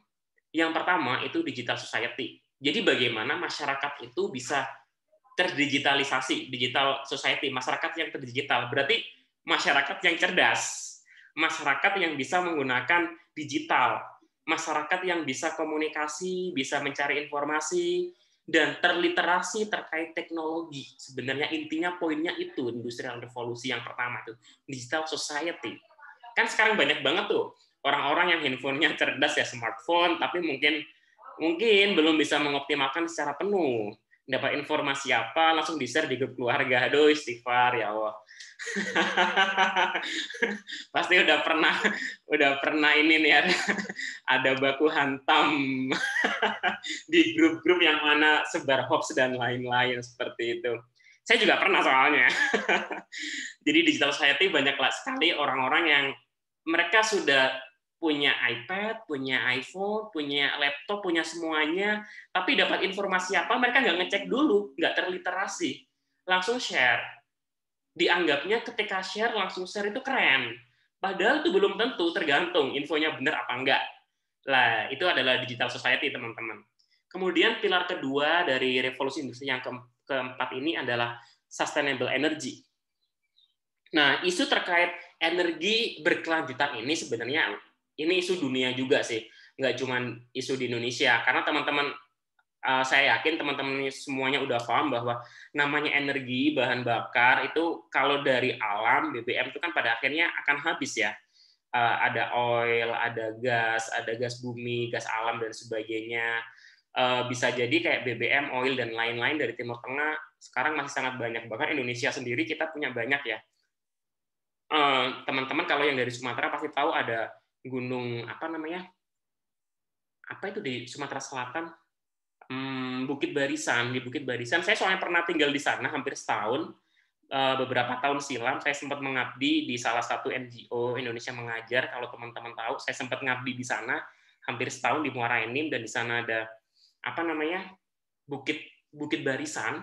Itu cukup gede dan salah satu pegunungan rentetan di Indonesia yang terbesar. Di sana itu lagi ada apa ya?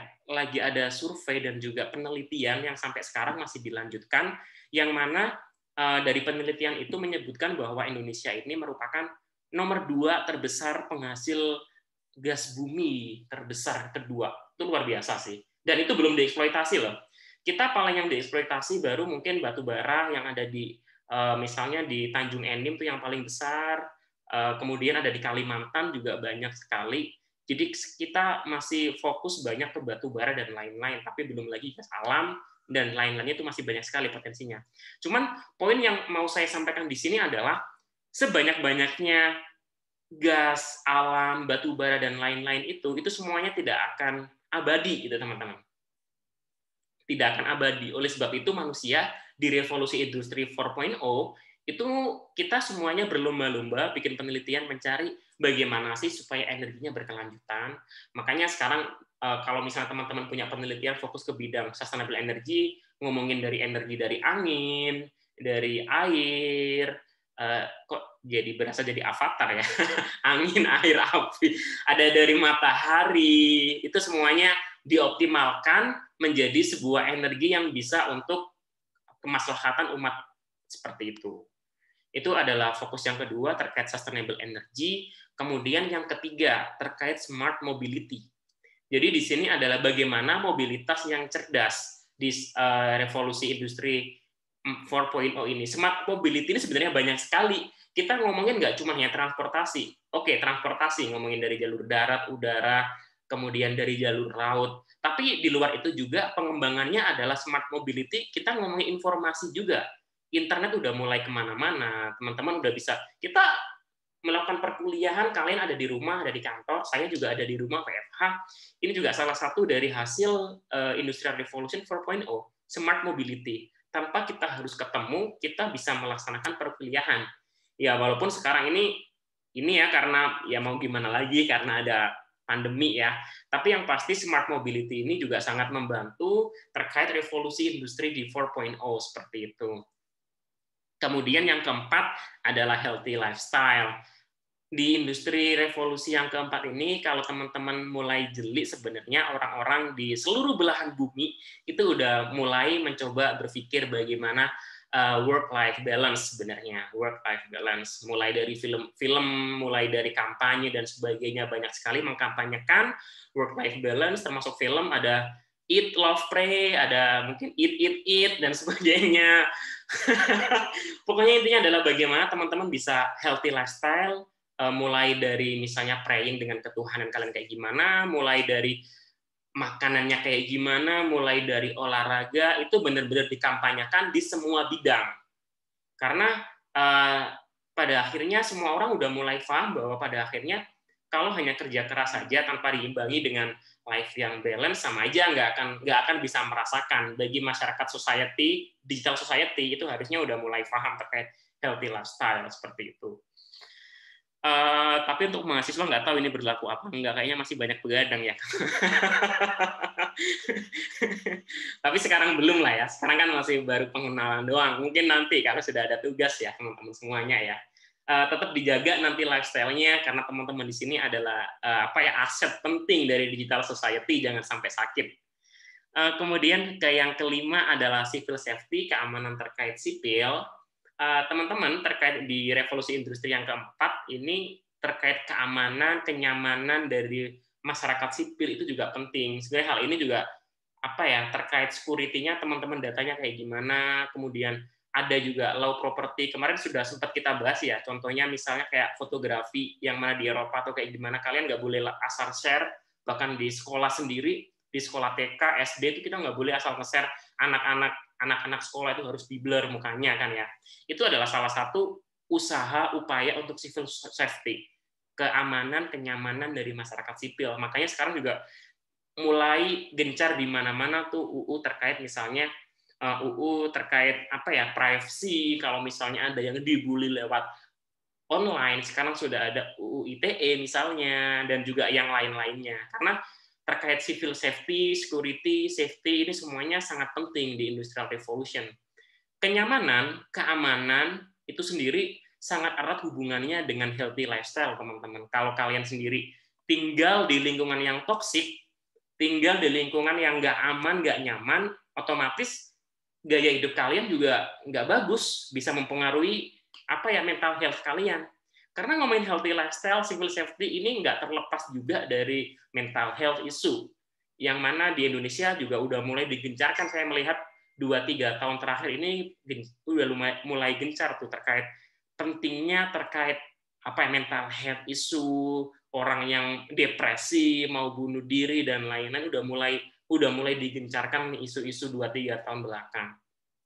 Kemudian yang keenam adalah technology at work. Jadi di revolusi industri yang keempat ini memang kita bakal fokus mengoptimalkan teknologi dalam setiap pekerjaan kita, karena kita bakal ada mass production, produksi massal dari segala macam produk yang teman-teman buat seperti itu.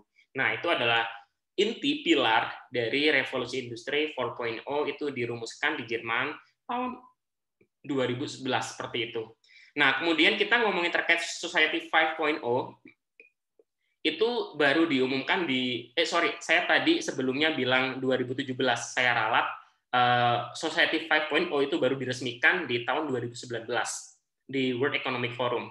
Yang tadi saya ralat ya, jadi 2019 memang masih sangat baru sekali, dan sebenarnya Society 5.0 itu adalah sebuah aplikasi di mana Industrial Revolution ini supaya bisa sesuai dengan manusia di era sekarang sebenarnya. Karena fokus dari Society 5.0 ini adalah bagaimana melakukan sinergitas, harmoni antara manusia dengan teknologi sebenarnya. Nah, saya nggak tahu nih ke depannya kayak gimana, tapi kalau saya lihat dari review, pada akhirnya Society 5.0 ini pengen ada sinergi antara manusia dengan teknologi, bahkan AI sama people skill itu kayak semacam sedang digempurkan, karena pengennya ada lagi sinergitas antara AI sama people skill. Zaman dahulu ketika fokusnya, bukan zaman dahulu sih, di revolusi industri yang keempat, yang fokus AI dan sebagainya, itu kan bagaimana menghasilkan sesuatu yang sebesar-besarnya, membuat service dan juga profit yang sebesar-besarnya, tapi dengan modal seminimal mungkin. Salah satu modalnya itu kan SDM, salah satu modalnya. Ada manusia di sana. Nah, untuk meminimalisir modal itu, mengurangi jumlah manusia, makanya ada AI dan lain-lain, sehingga mengurangi banget tuh modal-modal manusia di sana. Nah, ketika di 5.0, salah satu tensi yang lumayan besar adalah itu tadi, AI dengan people skill. Karena dianggap bahwa ketika di Society 5.0 itu, yang pertama AI. AI itu sangat bagus, bisa mempercepat pekerjaan, efektivitas juga semakin tinggi. Tetapi ada dua kekurangan yang menurut Society 5.0 yang utamanya. Yang pertama adalah seperti ini ya, seperti peribahasa kalau teman-teman tahu, sepandai-pandai tupai melompat, pada akhirnya akan jatuh juga. Termasuk AI ini ya. AI ini sebagus-bagusnya AI itu tidak akan sebagus manusia pada umumnya sebenarnya. Sebagus-bagusnya mereka, sistem apapun, mengenali apapun, itu pada akhirnya pasti ada miss-nya. Mungkin berapa persen sih ketepatan dia dalam melihat peluang itu, bisa jadi mungkin 90, 95, tapi kan tetap ada error-nya. ada errornya seperti itu. Itu adalah yang pertama. Jadi memang tidak ada sesuatu yang kekal abadi dan sangat perfect sempurna. Intinya AI juga ada minusnya, tidak 100% ketepatannya. Dan yang kedua, dengan meningkatnya AI sebenarnya juga diperhitungkan terkait orang-orang yang pada akhirnya tadi itu tidak digunakan. Jadi manusia sekarang udah mulai timbul humanity-nya udah mulai bangkit lagi nih kayaknya di Society 5.0. Humanity-nya udah mulai bangun lagi, gimana caranya ya manusia itu tetap banyak digunakan, karena mungkin orang-orang yang terdidik dan punya kesempatan bagus seperti teman-teman ini kan berapa persen sih? Mayoritas manusia, teman-teman di sini bisa kuliah sampai S2 itu hanya sebagian persentasenya sangat kecil dibandingkan orang-orang yang mungkin nggak punya kesempatan untuk mengecam pendidikan yang lebih tinggi seperti itu ya. Mereka pada akhirnya kan banyak yang kepake, kerja juga asal-asalan, yang penting dapat. Nah, di Society 5.0 itu juga berpikir bagaimana orang-orang seperti itu bisa dioptimalkan juga, sehingga muncullah konsep-konsep baru gimana AI itu bisa kolaborasi dengan people skill.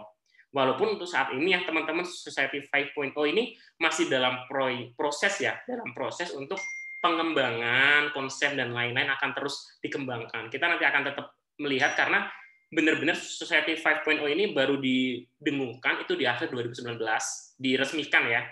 Dan ya baru 2020 ini kita kena COVID, jadi nggak tahu ini ke depannya kayak gimana seperti itu. Nah, dari penjelasan saya terkait revolusi industri 4.0 sama Society 5.0, saya pengen diskusi lagi sama teman-teman. Kita kembali ke slide sebelumnya. Jadi ada Society 1, 2, 3, 4, 5. Kemudian di sini juga bisa kita lihat ada revolusi industri 1, 2, 3, 4. Dan kita nggak tahu kapan revolusi industri yang kelima.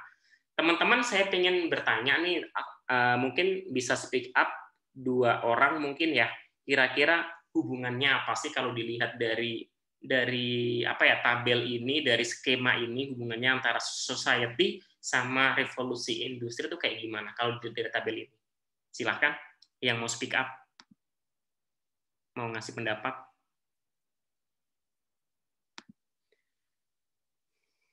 Nggak apa-apa, salah nggak apa-apa. Kita di sini sama-sama belajar aja. Saya pengen teman-teman aktif buat melakukan pendapat. Teman-teman sekarang udah S2, soalnya kalau S1 kan banyak dicekokin aja, disuruh belajar. Kita di sini sama-sama harus mencari ilmu, sama-sama harus berdiskusi seperti itu. Ayo, ada yang mau speak up terkait hubungan dari bagian ini, ada society sama revolusi industri?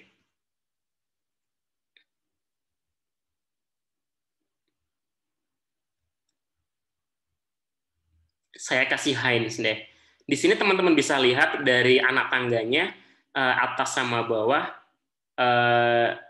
kalau dari polanya revolusi industri itu ada di tengah-tengah antar society. Kalau dilihat dari polanya, kira-kira artinya apa?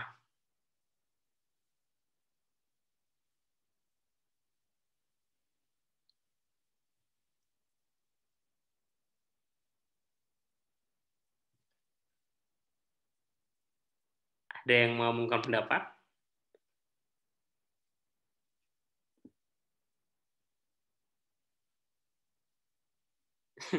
Serius banget nih ya semuanya. Jangan serius-serius, guys. Pak, pendapat, Pak. Oke, silakan Mas Imam.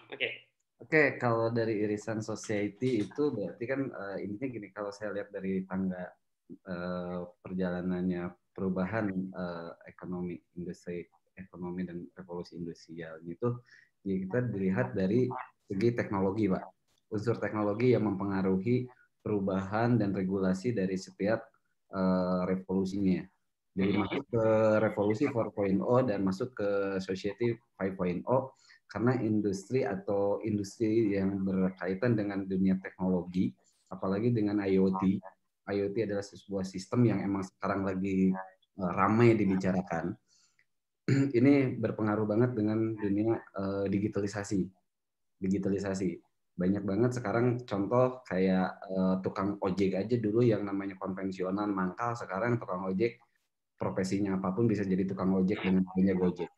Nah, mungkin komen saya sih sampai di sana dulu, Pak. Oke. Berarti poinnya dari Mas Imam tadi adalah fokusnya teknologi mempengaruhi perkembangan society. Betul, seperti itu, Pak. Thank you. Oke, thank you. Poin yang bagus. Yang lain ada pendapat lain? Saya, Pak. Oke, silakan, Mas Joshua. Mungkin hubungan society sama revolusi industri mungkin perubahan kebutuhan, Pak. Jadi contohnya di society 1.0 yaitu masih kebutuhannya berburu, masih sistem berburu, mereka hanya berburu saja, kemudian berubah mengetahui bahwa kebutuhan itu tidak hanya melalui berburu, tapi juga melalui bercocok tanam, maka terjadi perubahan society, yaitu society 2.0. Kemudian berkembang lagi setelah diketahui kebutuhan bercocok tanam dapat diubah menjadi sebuah industri revolusi yang semakin berkembang, menciptakan produksi massal mungkin. Kemudian revolusi society ini meningkat sampai seterusnya, Pak. Begitu juga dengan revolusi industri. Mungkin itu aja, Pak. Terima kasih. Oke, terima kasih. Jadi menurut Mas Joshua tadi adalah kebutuhan yang mempengaruhi penemuan di industri, berarti ya revolusi, berarti ya. Iya, Pak. Oke, thank you. Satu lagi pendapat.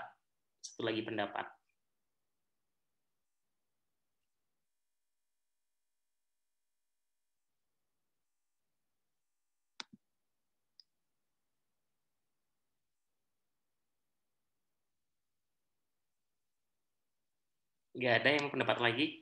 Oke, kalau gitu saya coba mau gabungkan nih. Jadi tadi pendapatnya dari Mas Imam tadi adalah teknologi penemuan itu mempengaruhi perkembangan society. Sedangkan dari Mas Joshua tadi mempunyai opini bahwa kebutuhan dari society itu yang mana akan mendorong adanya revolusi dan penemuan. Nah, sekarang pertanyaannya adalah penemuan dulu atau society dulu berarti kalau gitu? Revolusi industri dulu atau society dulu? Society dulu, Pak. Oke, gimana? Karena gimana, Pak? Society dulu, Pak. Karena berdasarkan society baru akan ada analisa, Pak. Analisis kebutuhan baru akan dimasukkan ke revolusi penemuan, Pak. Oke. Society dulu ya. Ada yang sependapat atau mungkin ada beda pendapat? Silahkan. Thank you. Pendapat lain?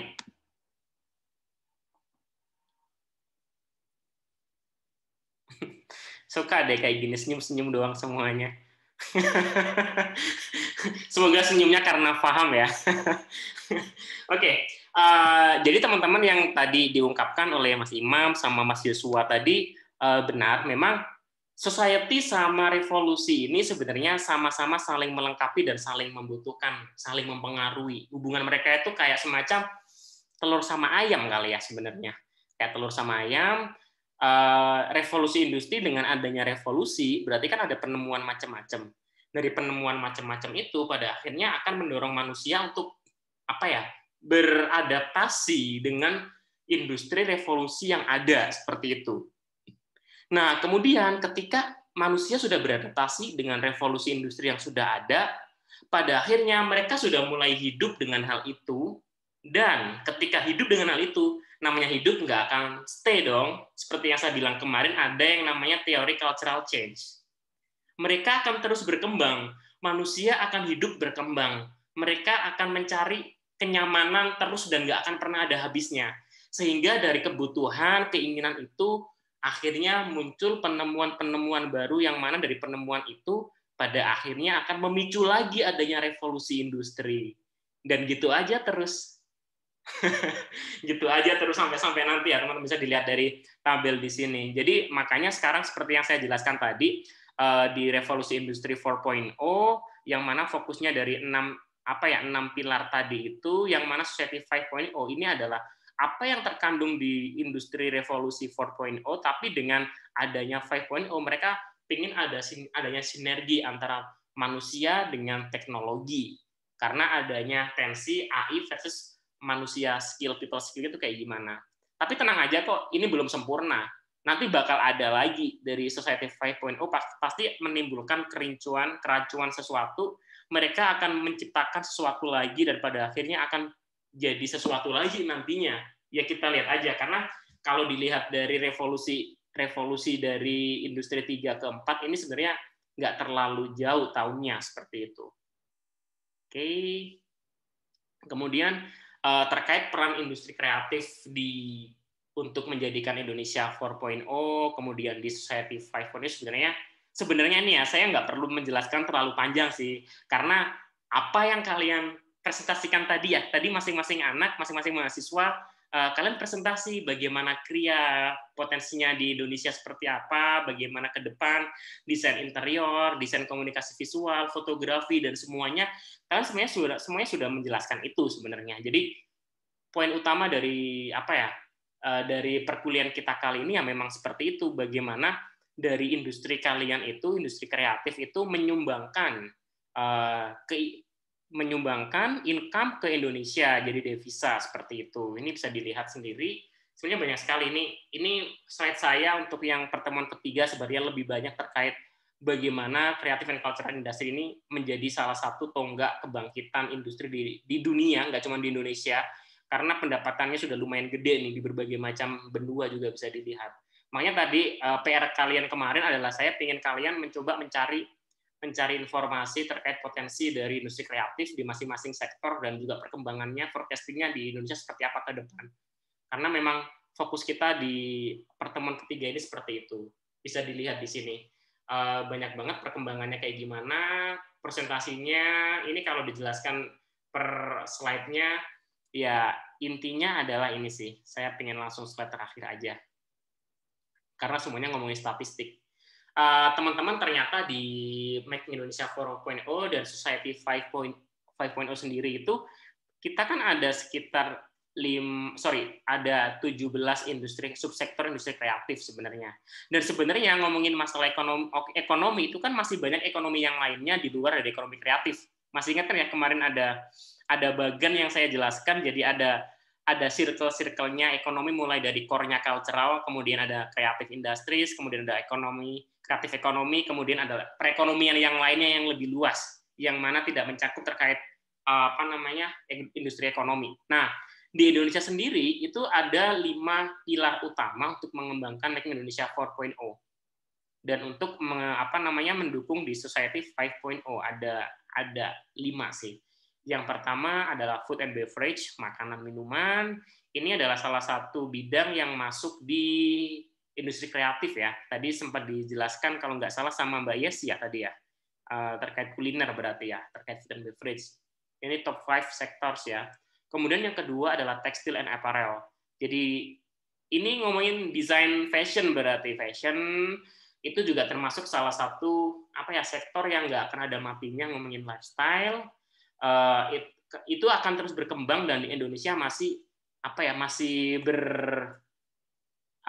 sangat bergantung dengan tekstil dan apparel juga seperti itu. Tadi udah dijelaskan juga. Nah, kemudian yang ketiga ada otomotif.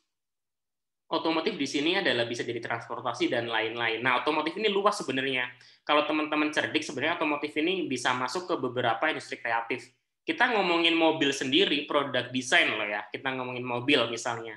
Ada mobil, ada bus, ada transformasi umum yang lainnya, ada motor, dan ada perahu, ada kapal yang fokus ke otomotif. Otomotif sendiri ini termasuk industri kreatif, teman-teman. Kita ngomonginnya adalah product design karena ada R&D-nya di sana, research and development, fokusnya adalah dari salah satu konsentrasi dari product design adalah otomotif.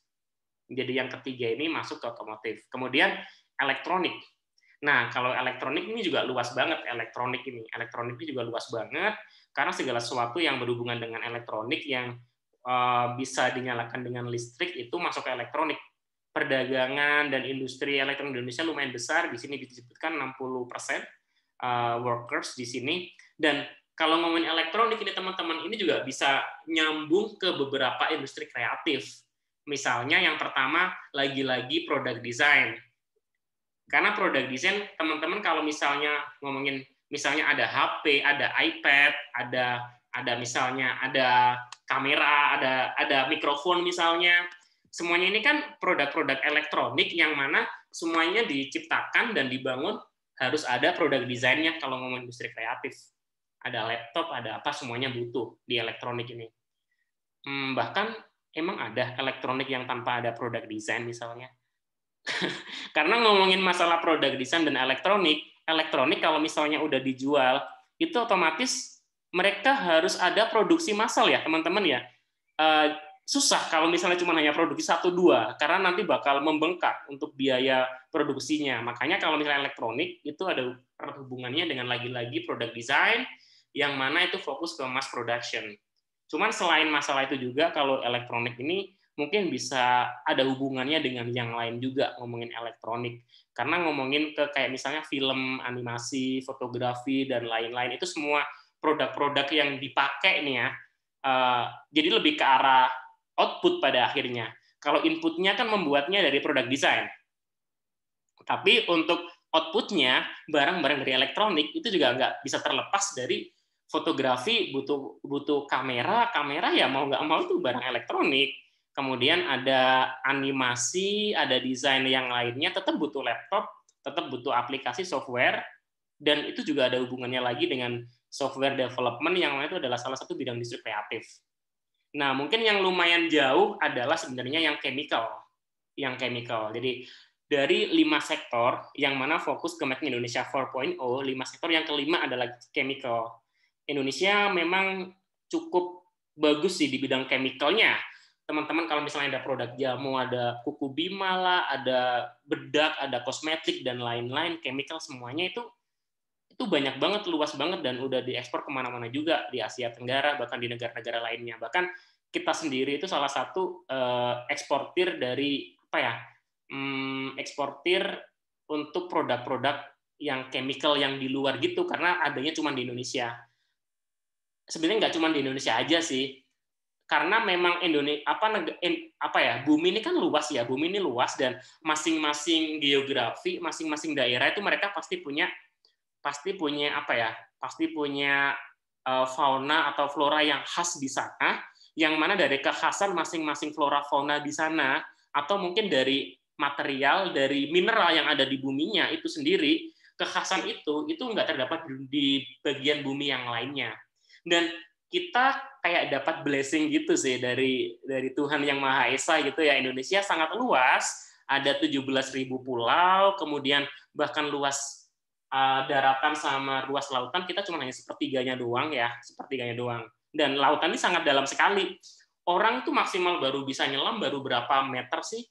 Bahkan bisa saya pernah baca salah satu penelitian juga, kita cuma hanya bisa eksplorasi lautan tuh baru 10% gitu loh. Bayangin, baru 10% eksplorasi lautan, masih banyak sekali di dalamnya, 90% yang belum tereksplor. Saya juga nggak tahu apa aja.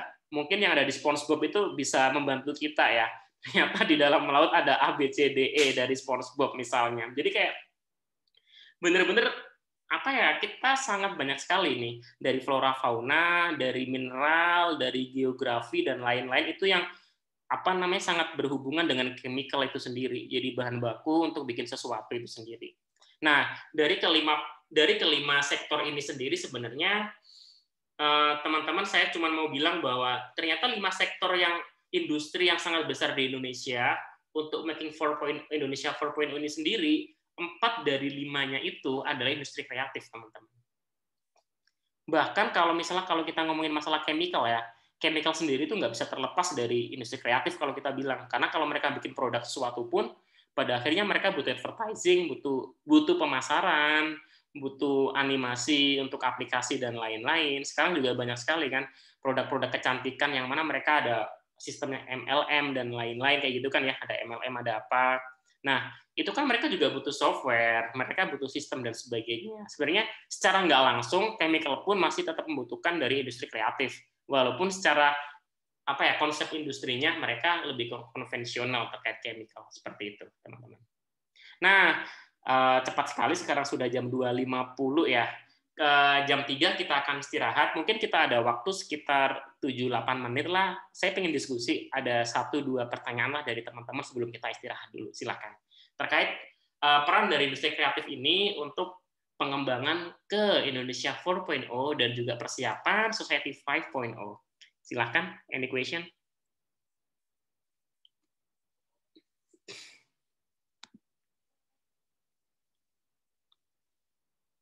Oke, kalau misalnya memang tidak ada pertanyaan, berarti saya anggap udah cukup paham. Teman-teman, mungkin habis ini kita akan istirahat sebentar. Kita akan istirahat selama 40 menit ya. Jadi sekarang udah jam 2.55, mungkin kita nanti bakal ketemu lagi mungkin jam 3.40. Tapi nanti paling saya sudah standby jam 3.35 lah, 3.40 kita udah mulai supaya kita bisa lebih optimal seperti itu. Nanti untuk ke depan sesi yang keempat kita bakal ngomongin terkait strategi framework terkait industri kreatif seperti itu. Mungkin cukup sekian dulu dari saya. Terima kasih atas perhatiannya. Selamat istirahat dulu. Assalamualaikum warahmatullahi wabarakatuh. Waalaikumsalam warahmatullahi wabarakatuh.